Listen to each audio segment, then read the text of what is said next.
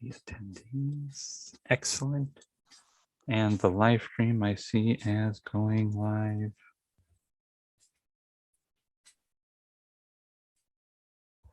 Excellent. All right.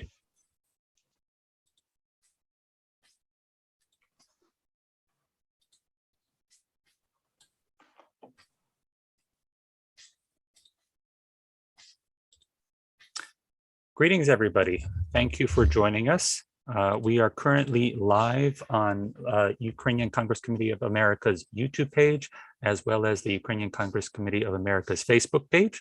So for all of these attending today who may want to share this, you can share it on social media through those. We will share that in the chat for everybody, and it'll also remain there as an archive. That's the slight bit of technical details that I'm sharing with you.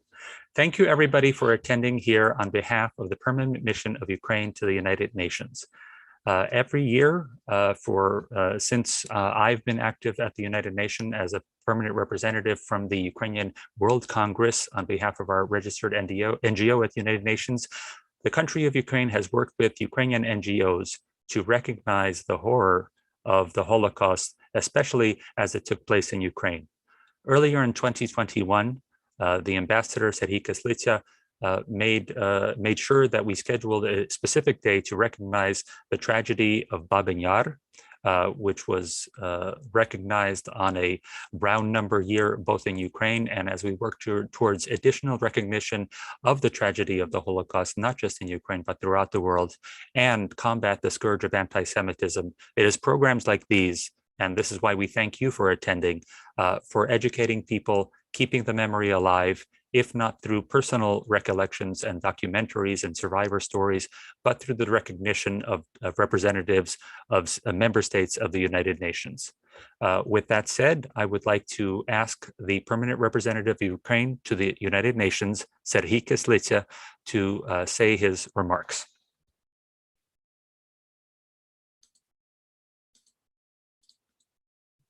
Good morning, everyone, dear friends and colleagues. It's a very solemn week in New York, and even today here in Manhattan, we are very, very saddened by the funerals of one of the police officers who was killed a couple of days ago. Anyway, I'm very honored to be here with you today at this discussion and this commemoration of the International Holocaust Remembrance Day. The Holocaust happened on European soil and is the most horrendous crime in history. 6 million Jews, 1.5 million of whom were children, as well as millions of members of other nationalities, minorities, and vulnerable groups were killed in Nazi concentration camps and extermination camps. The Holocaust was a turning point in our history. Remembering the Holocaust is a cornerstone of European values and traditions. The Holocaust is a tragedy of the entire humankind, and for all of us, for the Jews, for the Ukrainians, for other nations. 1.5 million Ukrainian Jews were killed during these dark times of modern history. Millions of Ukrainians sacrificed themselves and made an enormous contribution to the victory over Nazism by exemplary heroism in the struggle for the liberation of their native soil and countries of Europe. I need to make certain historical review of what happened in the United Nations. On November 1st, 2005, the General Assembly adopted Resolution 6/7, declaring January 27 as International Holocaust Remembrance Day and establishing the United Nations Outreach Program on the Holocaust. The text of the resolution included a rejection of Holocaust denial. Following that, during the International Holocaust Remembrance Day commemoration on January 26, 2007, the Assembly adopted Resolution 61/255, dedicated to the rejection and condemnation of Holocaust denial. While Resolution 60/7 has a continuous positive outcome in the form of the annual observance of the Holocaust Remembrance Day around the world and the activity of the UN Outreach Program on the Holocaust, the impact of Resolution 61/255 on our joint efforts to counter and combat Holocaust denial had limited effect. Last week, the General Assembly adopted Resolution 76/250 on Holocaust denial. Ukraine warmly welcomes the initiative of Israel to present this year the resolution on Holocaust denial and congratulates Israel and Germany for its successful negotiation. Ukraine was proudly among the co-sponsors of this resolution, together with over 100 UN member states. In my speech at the General Assembly meeting, I recalled that I had the privilege to visit the monument to the children in Yad Vashem in Israel last summer. And the main darkroom of the memorial is wholly mirrored and reflects the light of only 5 candles. The reflection of these lights produces the illusion of space, which symbolizes approximately 1.5 million children and youngsters killed during the Holocaust. And as you move through the room in the light of the candles, the names of the killed children, their age and place of death are recited by a looped tape recording.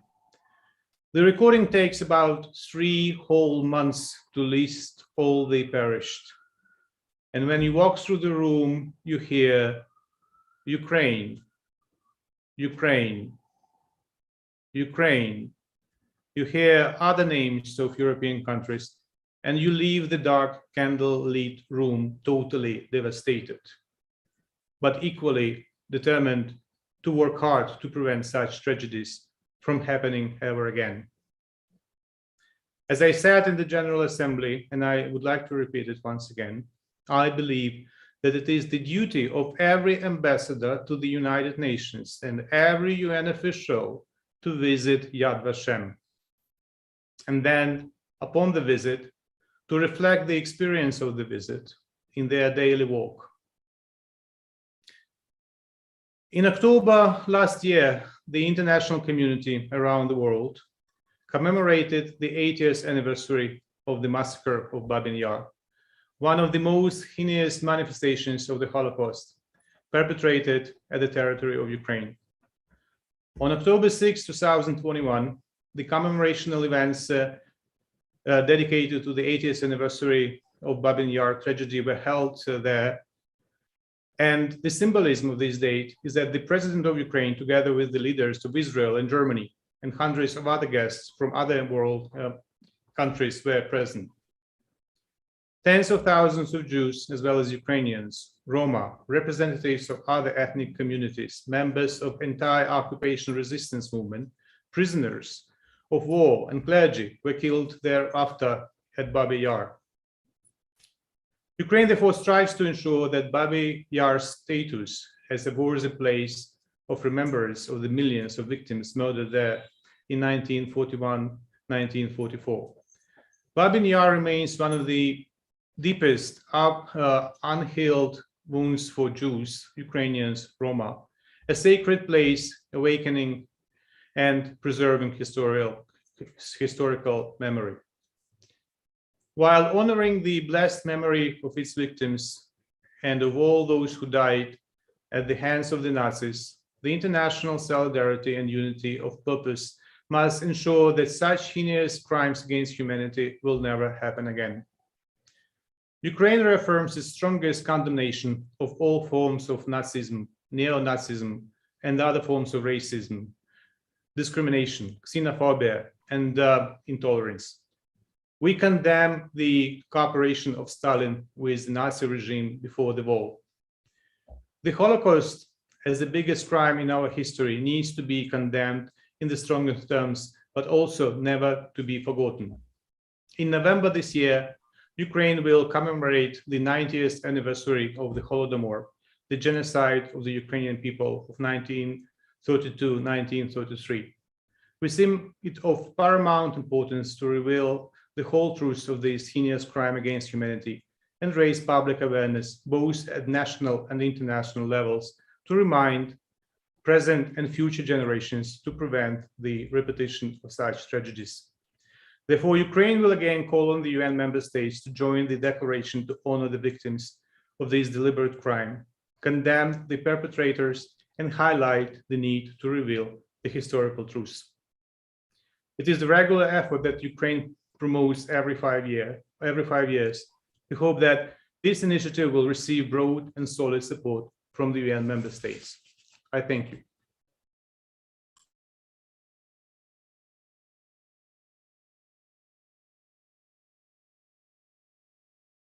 Thank you very much, Mr. Ambassador. Now we have the honor of having the ambassador, permanent representative of Israel to the United Nations in a pre-recorded greeting to all of us, as many schedules are hard to get together today. In the chat, I will share with you right now, all of you attending, the YouTube link and the Facebook link, again, if you care to share this with others who haven't registered in advance. But without further ado, let me now introduce the permanent representative of Israel to the United Nations, Mr. Gilad Erdan.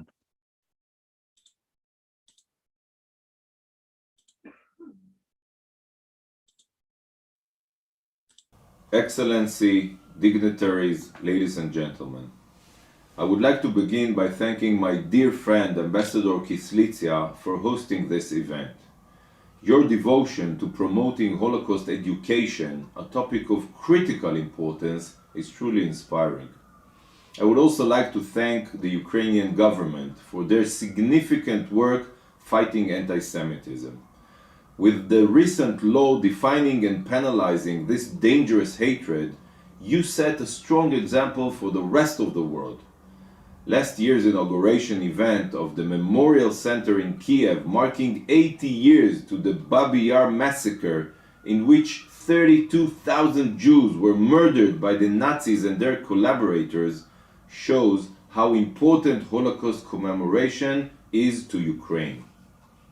Friends, yesterday on International Holocaust Remembrance Day, the world commemorated the darkest moment in human history. 76 years ago, on the 27th of January 1945, Auschwitz, the very camp that my own family was murdered in, was liberated. Immediately upon arrival to that hell on earth, my grandfather Chaim's entire family, his wife Bracha, and 7 of his young children were sent directly to the gas chambers. The Nazis temporarily spared my grandfather and his eldest daughter, Hannah, only to use their strength for back-breaking labor. When they would no longer be able to work, the Nazis planned to dispose of them like old broken tools. This was the suffering that my family endured, something so evil, so unimaginably evil, that my grandfather could not bear to speak about it without breaking down in tears. The Holocaust is the story of my family, and I pledged that it would never be forgotten. But today, the number of survivors is dwindling, and the Holocaust is becoming a distant memory. While only half of the global population has ever heard of the Holocaust, there is now a growing trend to deny and distort its very occurrence.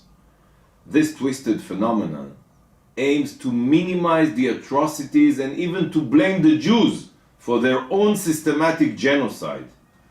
But Holocaust denial is just another branch of a very old and rotten tree. A tree that has been the source of Jewish persecution for millennia. Anyone who denies or distorts Jewish suffering in the past is complicit in spreading anti-Semitism by legitimizing attacks against Jews today. This most ancient form of hatred is once again on the rise in ways that, following the Holocaust, we thought were never possible. Jews held hostage in synagogues, murdered during prayers, attacked on the streets, blamed for global problems, singled out and targeted. We say never again, but do we really mean it? We say that we remember, but is this really the case? Last week, the United Nations General Assembly adopted our resolution combating Holocaust denial by consensus. Although this is a groundbreaking step, if real action is not taken, supporting this resolution is merely paying it lip service. Every year on Holocaust Remembrance Day, discussions are held, words are spoken, ideas are exchanged, but in the end, little action is taken. The time has come for governments to finally move forward with holding social media companies accountable for the hate speech and lies spread on their platforms. The time has come to prosecute the perpetrators of violent anti-Semitism to the full extent of the law. Never again is not only a phrase that we say, never again is a vow. And commemorating the atrocities of yesterday is only half of this vow. The other half is taking action to ensure that history does not repeat itself, ever. Elie Wiesel so aptly said, "We must always take sides. Neutrality helps the oppressor, never the victim. Silence encourages the tormentor, never the tormented. For the sake of the victims of the past and for the sake of the victims of tomorrow, we must take a side. It is our duty to combat Holocaust denial and vile anti-Semitism, and the time to act is now." Thank you. Thank you, Mr. Ambassador. Thank you to both our ambassadors, both Ambassador Kislytsia and the impassioned words of the permanent representative of Israel to the United Nations, Mr. Gilad Iran. Without any prodding, we are reminded again of the dignity of the victims of genocide as the permanent representative brought his family into this discussion when we speak about the horrors, about the scourge of anti-Semitism, or as we are remembering the crime of the Holocaust. It is important to always remember those innocent victims, for it is they who were the real victims of the perpetration, and it's not a story that just needs to be told. They have a dignity, they have a life story, and this is something that working in partnership with other organizations here in the Ukrainian community in the United States and throughout the world, we look towards emphasizing the dignity of the human being. And with that, I would like to ask our next speaker, one person who our organization has worked with not only in commemorating the events of the Holocaust in Ukraine, but probably one of the most renowned and prominent American leaders who has visited Ukraine for over several decades. David Harris, the CEO of AJC, has not only broaden the interaction between the ethnic communities in the United States, but throughout the world as well. And for that, we thank you for attending, David, and I give the floor to you. It's I who thank you, you, the UCCA, you, the Permanent Mission of Ukraine to the United Nations, for hosting this annual gathering, all the more so at a time in Ukraine's life when you have other very compelling challenges to deal with. And we are acutely conscious of the timing and of the challenges. I stand before you as a child of 2 Holocaust survivors. I am the first person in my entire extended family born in the United States, and only by a miracle. When we speak about the 6 million, it too often becomes a number, but as Ambassador Erdogan sought to personify, let me do the same. Let me tell you about only one of the 6 million. Her name was Mila. She was born in Moscow in 1919. With her family, She fled the leadership of Stalin and moved to Paris. When the Nazi Germany destroyed the Maginot Line and invaded and occupied France, Mila, together with her brother and her sister and others, joined the underground Jewish resistance in France. Mila worked in Haute-Savoie in southeastern France, and her job was to try and rescue Jewish children and take them to Switzerland before the Nazis could arrest and deport those children. Mila succeeded in bringing some 236 French Jewish children across the border into Switzerland and to safety.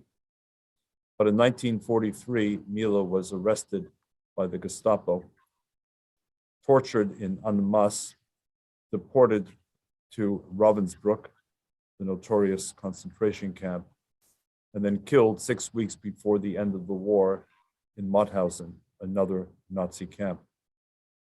Mila was my cousin. Racine is my family's original name. She was but one of the 6 million. If, and I know we will, Rabbi Wolfand, later in the program, have a moment of silence. But if we were to have a moment of silence for each of the 6 million Jewish victims, we would be silent for the next 11 years. I ask myself, what is appropriate remembrance and commemoration? Yes, we must remember the past, or at least try to imagine the past and remember it. We must protect it from distortion and denial, absolutely. But we will not bring back Mila Racine and the other 6 million Jews who were industrially annihilated in the German Endlösung, or final solution. In order to truly pay tribute to their memory and to their sacrifice and martyrdom in the Nazi genocide, I believe we have to focus on the present as well as the past. And the present, as Ambassador Erdan suggested, is not just passing resolutions, however well-intentioned they may be. It's something more. Number one, it means, to me, defending and protecting democracy and the rights of all, including minorities, to full equality and full protection. We know very well that democracy itself is threatened, as it is right now. And we need to ensure democracy prevails. Germany from 1919 to 1933 was a democracy, a messy one to be sure. And by March 23rd, 1933, with the enabling legislation of the German Bundestag, Hitler had been given full power and authority for the next 12 years. Secondly, we need to understand, and this is particularly relevant today as well, as we look to our friends in Ukraine, we need to understand that appeasement of tyranny, appeasement of authoritarianism, appeasement of genocide is not a strategy. To the contrary, it is only a way of whetting the appetite of those who would destroy. Number three, anti-Semitism is not just a pathology of the past, it is very much a pathology of the present. And as we speak, it is growing here in the United States, in Europe, and elsewhere, lubricated in a way by the power of social media, but not only. To honor the memory of the 6 million is to fight not just for the memory of dead Jews, but for the right of living Jews to be able to worship freely and to live in the community of societies and nations. That is our collective obligation. And number four, it is to understand that for us, the children of survivors and others, Israel is at the center of our consciousness and our understanding of our response to the Holocaust. There was no Israel in 1938. when Hitler teased the world and said, if you want the Jews, take them. And the world's response was the Evian Conference, which was an effort essentially to deny Jewish entry. There was no Israel, there was no Israeli consulate or embassy anywhere in Europe where Jews could find safe haven. And my family, like many other Jewish families, were trapped with nowhere to go. Israel's an ancient dream and yearning of the Jewish people that began 4,000 years before the Holocaust. But the Holocaust reminds us of the urgency and the centrality of Jewish sovereignty in the state of Israel. And finally, today there's an attempt not just to deny the Holocaust, but to trivialize the Holocaust, to relativize the Holocaust. And in the world in which Jews are being accused of Nazi-like tactics with COVID, or governments are being accused of recreating Nazi imagery, we have to be the guardians against this attempt to kidnap an appropriate history. Finally, reference was made to Babin Yar. I first went to Babin Yar during the Soviet rule some 40 years ago, at a time when Yevtushenko's words, "Nad Babim Yaram, pamятников нет," at Babi Yar, there are no monuments, was still the prevailing rule. I was there in October, and I marveled at what has been achieved in properly memorializing and commemorating the site at Babi Yar. And I expressed my thanks to the Ukrainian government and to its partners who helped achieve this milestone. And lastly, it is important on this occasion and other occasions to remember the war was complicated. Ukrainians were on both sides of the war, as others were. But 2,659 Ukrainians have been honored by Yad Vashem individually as Chasidei Umot HaOlam, the righteous among the nations. Each of them in saving Jews has saved the world. And for me, there is everlasting gratitude for the courage and the example provided by those 2,659 blessed Ukrainians who risked their own lives to save Jewish lives. Thank you.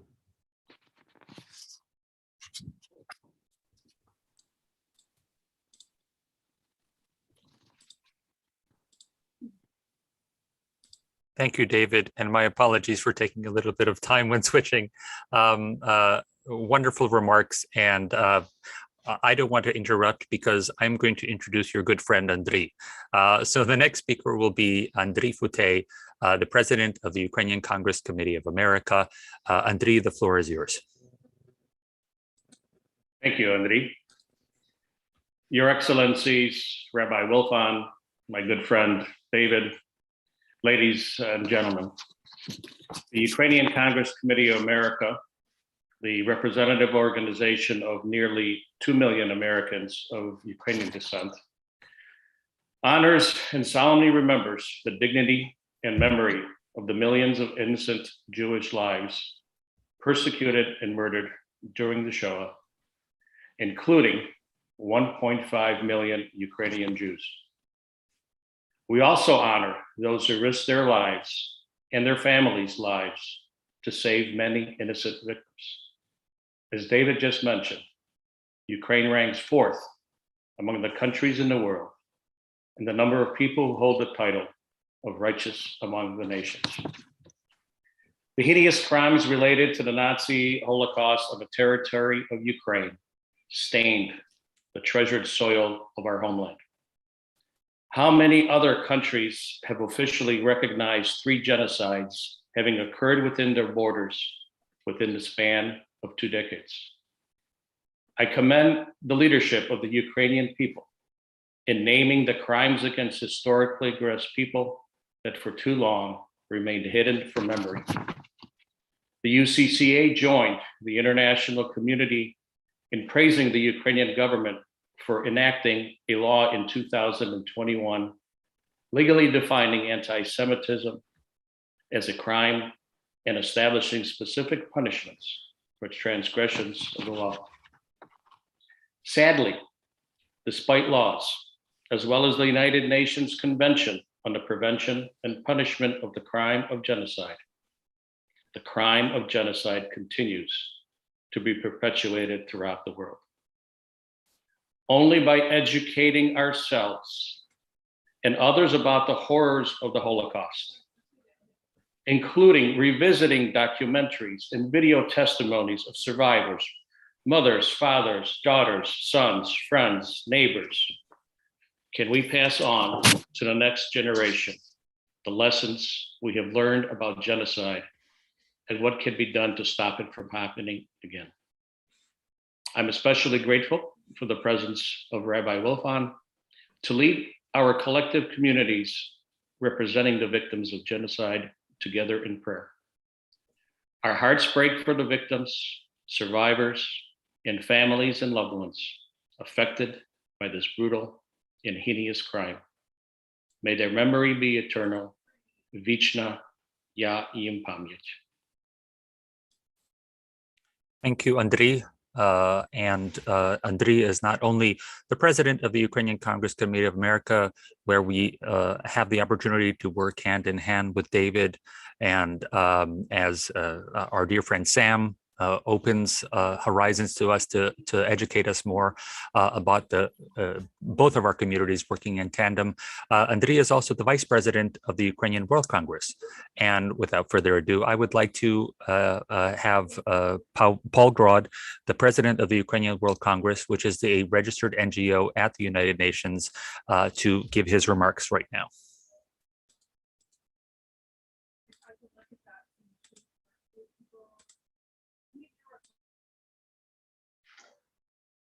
Thank you, Andriy.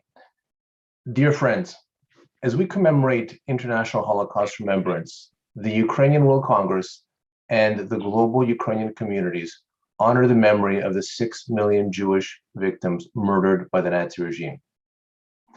The Holocaust was perpetrated by a totalitarian and murderous Nazi ideology, which was based on xenophobia and the cultivation of intolerance and hatred.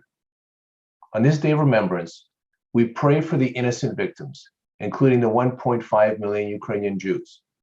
We give thanks to those who risked their lives, and often the lives of their families, to save those condemned to death. We pay tribute to the memory of the victims and survivors of the Holocaust. We also commemorate all those guided by moral imperatives who became pillars of hope and salvation during one of the darkest periods of our history. Of the over 27,000 righteous among nations, 2,659 Ukrainians have been recognized to date. This is further testimony that the stories of our two peoples, Ukrainians and Jews, are incomplete without each other. We continue to support important people-to-people initiatives, such as the Ukrainian Jewish Encounter, that engages scholars, civic leaders, artists, governments, and the broader public in an effort to strengthen mutual comprehension and solidarity between Ukrainians and Jews. The Ukrainian World Congress joins the global community to reflect upon the lessons of the Holocaust. At this critical time, we are once again reminded of the horrors brought on by appeasing aggressors and dictators, unchecked hatred, and collective silence. Now more than ever, we must stand together against modern-day aggressors to protect human rights and condemn all manifestations of anti-Semitism, racism, and ethnic, religious, or other forms of hatred. The Ukrainian World Congress is proud to join with the World Jewish Congress, with World Jewry, and all peace-loving people in the annual campaign We Remember, Learn from the Past, Protect the Future. Thank you. Thank you very much, Paul. Thank you for all the work in terms of uniting not just the Ukrainian community around the world, as all of us on different continents try to keep in touch during this difficult time, as many of our speakers have said. But I also thank all of our guests for their great remarks.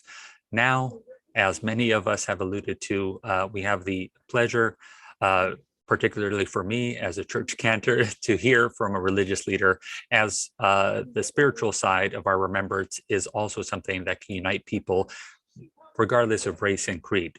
So with that, I would like to ask Rabbi David Wolfand to give his remarks as well as remind us for what we are grateful for.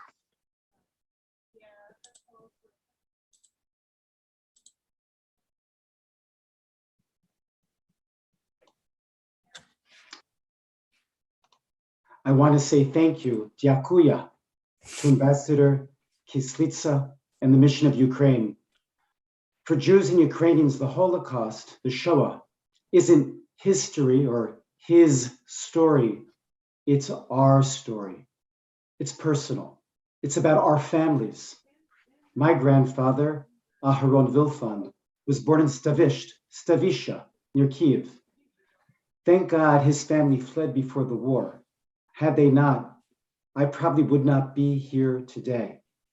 My grandfather's uncle, Rabbi Leb Vilfand, was the rabbi of the Central Synagogue in Uman when the Nazis arrived in 1941. Witnesses told my family that Rabbi Vilfand was holding a Torah scroll when he and his family were shot dead on the steps of the synagogue. They were the first to be murdered in Uman on that day in order to frighten the Jewish community to obey and march to a ravine at the edge of the town where they were all shot dead. It says in the book of Genesis, the blood of your brothers calls out to God. We hear the voice of our brothers. Their voice calls out to us and says, remember, Zachor, Pamiyati, Gedenk, remember. I remember. In the 1990s, I was a rabbi in the city of Kiev, leading a Reform congregation. On Lag BaOmer, a holiday, I was with members of my synagogue in a park celebrating the festival. There were about 40 of us singing Jewish songs with guitars. The boys and men among us were wearing kippot, yarmulkes. Suddenly, an old Ukrainian grandmother, Babusia, walks by. She was carrying heavy bags of beets, boryak, and potatoes, kartopla, from the market, Rinko. She puts the bags down and looks at us. We stop and look at her. She says, are you Jews? Yes, we say. She says, is this a holiday? Yes, we say. Then she stared at us for a while and says, my husband's family, they hid Jews during the war. They were caught.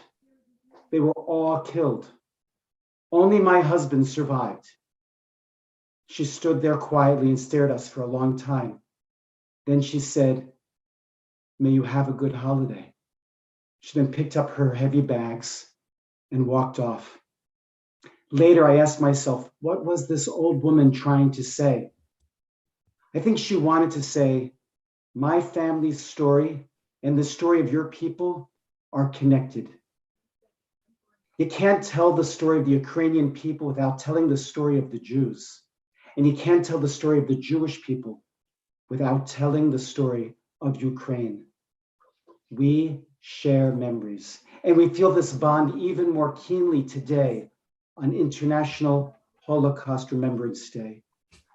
We also feel a sense of debt and gratitude to the nearly 3,000 heroes among the Ukrainian people who risked their lives to save Jews during the war as righteous Gentiles. They listened and responded to the voice in their souls to love your neighbor as yourself. And they said, yes, I am my brother's keeper. They are models of righteousness among the nations. Jews and Ukrainians have known the horrors of war. Today, the Jewish people stands in solidarity with the Ukrainian people at this time of uncertainty. You are not alone. We are your brothers and sisters, and we pray for hope and we pray for peace. We remember as we light this Yortzeit memorial candle, and we ask for God to watch over all of us, to protect us all from harm, as we say the ancient Jewish prayer of remembrance, the words of Kaddish.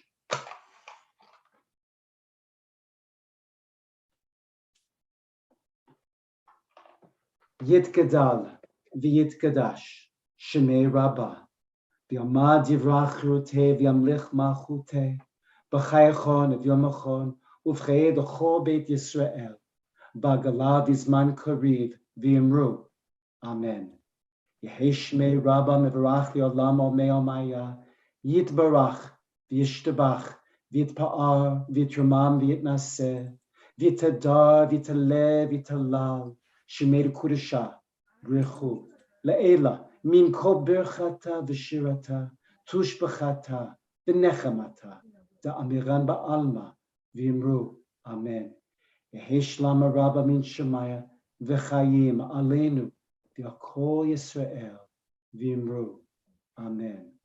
Ose shalom bin romav, Oyase shalom aleinu, ve'akol Yisrael v'yimru, yimru. Amen. We remember as we pray for peace. We pause now for a moment of silence to remember the victims, to pray for our future, our shared future together. We pause now for a moment of personal prayer, a moment of silence.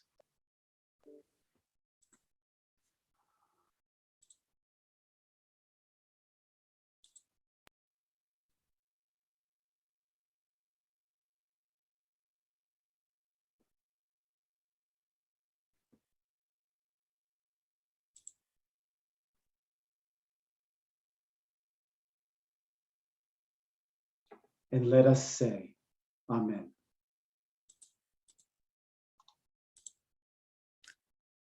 Amen.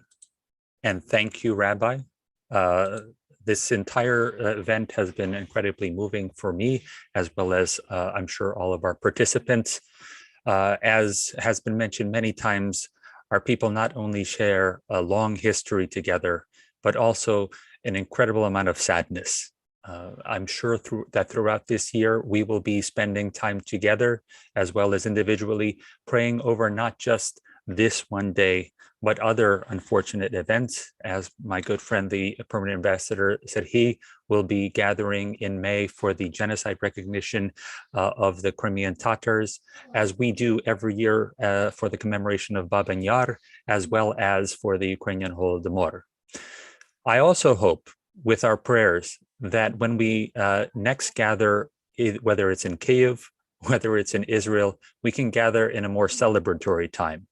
For us, it has been especially difficult to celebrate the last year, the 30th anniversary of the rebirth of Ukraine's independence, as it was during a global pandemic. I know that next year, as we all look forward to the 75th anniversary of the miracle of the state of Israel, I hope that times are different for us, that we may all gather, whether it's here in the United States, in Ukraine, or in Israel itself, to remark on the incredible miracle of perseverance. As our good friend Senator Schumer from the state of New York reminds us when we gather in remembrance of the Ukrainian genocide, the oppressor tried to erase us, but in the end, we overcame. That was the promise of the Ukrainian nation, and certainly the promise of the state of Israel. I would like to extend our gratitude and thanks for everybody who attended today, starting with our organizers, the Permanent Mission of Ukraine to the United Nations. We would also like to thank the Permanent Mission of the State of Israel to the United Nations. We would like to thank the Ukrainian Congress Committee of America and our president for attending, as well as the CEO of the AJC, David Harris. I would like to also thank all of our friends at the AJC for helping us put together this event. They have certainly done as many, if not more, memorials than our Ukrainian community, and we hope to do even more with them. Our friend Paul Grod, I know, is currently off camera because he got a call, but I extend our thank you to the Ukrainian World Congress, not just for attending, but also sharing this information throughout our 60 nations where we have organized Ukrainian diaspora, trying to remember this International Holocaust Remembrance Day. And last but not least, thank you, Rabbi David, for those wonderful words. I hope to, at one point, share a prayer with you, whether it's in Kyiv, whether it's in New York, and hold hands as we remember. So thank you all for joining us. That was the conclusion of our program. As I mentioned earlier, it will be archived on UCCA's YouTube and Facebook pages. Thank you very much, and never forget.